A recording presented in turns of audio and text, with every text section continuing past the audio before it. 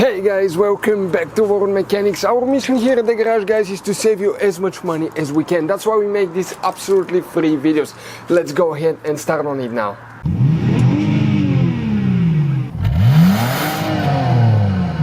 Today we're going to show you how to replace the drive shaft on our BMW X3. This one is the rear drive shaft. It's causing lots of vibration on our vehicle.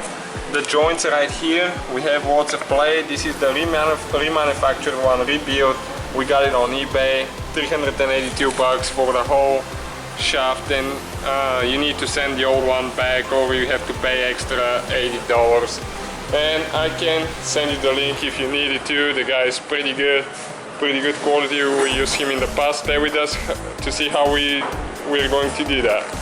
So in order to remove the drive shaft, we need to remove the exhaust. And what we did, we just drove the vehicle on the stand to show you how you can do it at home. But what we have noticed on this vehicle right here, in order to remove the exhaust, we need to remove these 4 bolts, and they're like welded from all the heat. They never been removed, and we have the feeling that they will break. So we're going to attempt to just drop the exhaust down a little bit so we can reach the drive shaft without removing the whole exhaust. It's easier to remove it if you can, but if you break one of those bolts, you have to drill it out, and it's really a pain in the butt to do that. So stay with us to see if we actually can do it without dropping the exhaust.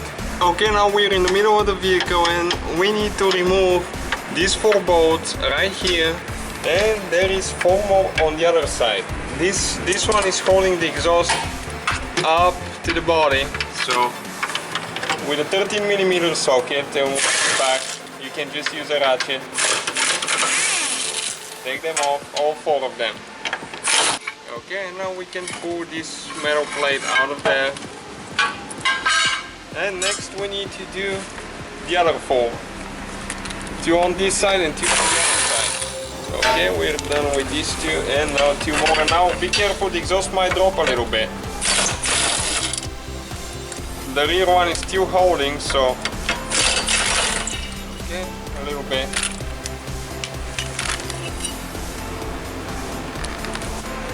Okay, and now you can pull that metal plate out too, like that. And we have 1 ground wire that we need to remove with it. Okay, now we're on the back muffler, and on the 3.0 engine, I don't think the 2.5 has that one. You need to remove that vacuum line right there. That's the one that opens the gate on the muffler. It closes and it opens one of them, depending on your RPMs.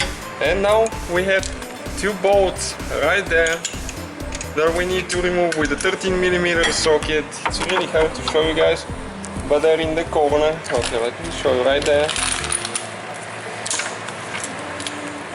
And those are holding the exhaust up. So okay, right there, that's the nut. So before you proceed to remove more, you need to put a block, wood block or something holding the exhaust so it doesn't fall on you. Okay, this is the second nut. This one had some rust built. And now we have 2 more on the other side, and they are identical like the ones here. And now the last one right there. Okay.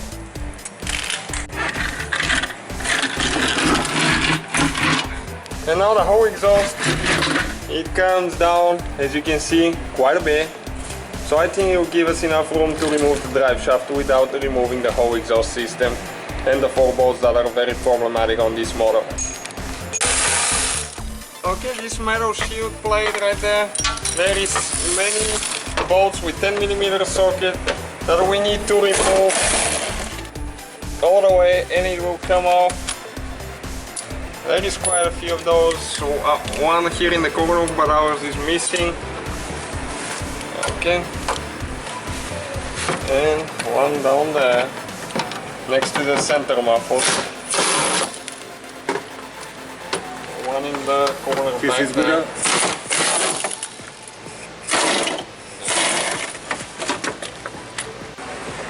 Okay, and now you can pull the front piece out.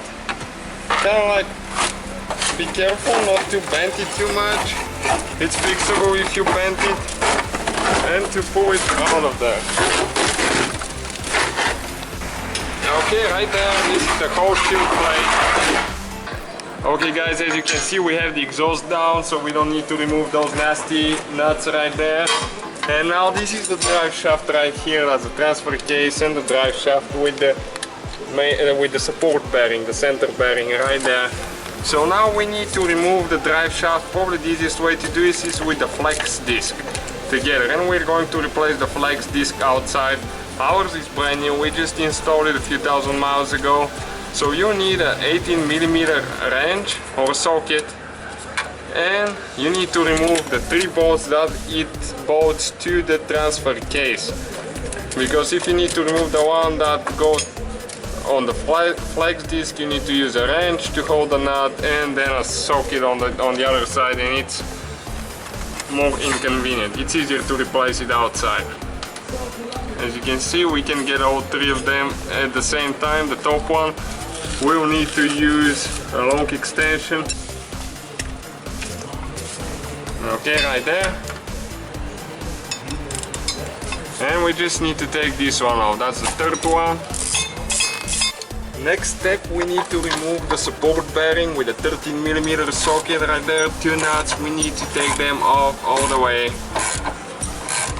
Okay, and this is the 2nd nut that we remove. And now you can just pull it out of the bracket right there, out of the bolts. Next step, with big pliers or a wrench that size, we recommend a wrench, but we don't have one. We can take that nut off right there, and by taking it loose, off all the way. And now with big screwdriver here you can get the flex seal right there. You see where it slides on the transfer case shaft, and it comes right off. Now you'll be able to get it through the exhaust right here. One person just needs to pull the exhaust a little bit to the left side of the vehicle, and this is the front half piece of the shaft. Okay, now we need this socket. It's called Torx E12. As you can see, that's the one. And we need to remove 4 bolts right here where the rear half of the drive shaft bolts to the differential. It's 4 of them. You just need to take them off. If you cannot reach one, you can jack one of the rear tires off, and that way you'll be able to access all of them. Okay, now we're just taking them off. Those are really tight sometimes, so you might need to use a big ratchet or a breakover bar, especially if sometimes they build rust and dirt deposits inside the thread. Okay, right there, this is the bolt, that's what it looks like, one of them, and now the 2nd one is right there. Okay, this is the 2nd one now, right there. And now in order to get to the top ones, again, if you jack one of the tires up, you can spin the tire and the drive shaft will move to a new position. Okay, we got those dudes already. All we need to do is just take them off, these 2 bolts, and that makes 4 of them, and that drive shaft should come out of there. Okay, now we're about to remove the last bolt. Okay, right there. And now the drive shaft is still stuck on there, so what we're going to need is a screwdriver right there so we can break it loose. It hasn't been removed, so it's stuck pretty good. Yeah, okay, we just got it out. We had to use the pry bar to get it out. It was stuck right here, as you can see where the rust built pretty good. And those bearings right here, they're completely shot. Let me show you how much play it has in it. Okay, watch now. Hold on 1 second. Okay, that's the play in it, and that causes unbelievable vibrations. So what we need to do now is install the new one. Well, in our case it's a rebuild one, but it's pretty good quality. And what you need to make sure is that you do not take both pieces apart, because they're perfectly balanced. The new one comes balanced. It's a special machine that balances both pieces together. So if you are going to take it apart for some reason always mark where you took it apart. Okay, and this is the old one right here. That's what was causing our trouble. So now we need to get the flex disc off the front piece of our drive shaft right here and install it on the new one. It's attached with 3 bolts with 18mm socket and a wrench of just 2 wrenches, 18mm, and you can take them off and put it back on the new shaft. Now when you install the flex disc, you need to make sure that those arrows are pointing towards the drive shaft and the other ones are pointing towards the transfer case. Make sure you do not mismatch those. It's only one way that it should go. Okay, we got the new drive shaft, and now what you want to do is you need to install the center bearing, the support bearing first, so it's holding the drive shaft in place and it's not going to be moving everywhere, so it's easy to attach it to the differential and the transfer case as well. Now for the bolts, it's always good to apply thread locker, because that way from vibrations they're not going to get loose. So you need to apply a little bit on the bolt and then just install the 4 bolts and get them tight. Don't forget to get them tight, because if you leave them loose and you start driving, you're going to lose them. The drive shaft will come off and will make a big mess. Okay, now we install the 4 bolts here. You need to install all 4 and then get them tighter, because otherwise it won't center pretty good and you won't be able to put the other bolts in if you just install 2 at a time. And now the flex disc does not line with the transfer case, so we need to jack the rear end of the car one of the tires and spin it in, make sure that the bolts line up good, and we can install the 3 bolts there. Okay, right here now, as you can see, we lined the hose up and we are ready to install the 3 bolts. Make sure you get them tight, all 3 of them with 18mm socket or a wrench, and you need to get tight then those two nuts there for the center bearing, the support bearing.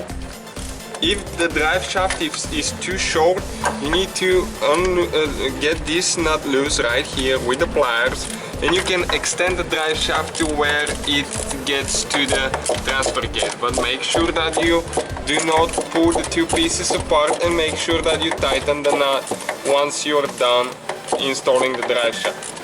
Because if you forget, it might unbalance the drive shaft. And all we need to do is install the metal plate and the exhaust. Thank you guys for watching us. If you have any questions, don't forget to subscribe to our channel.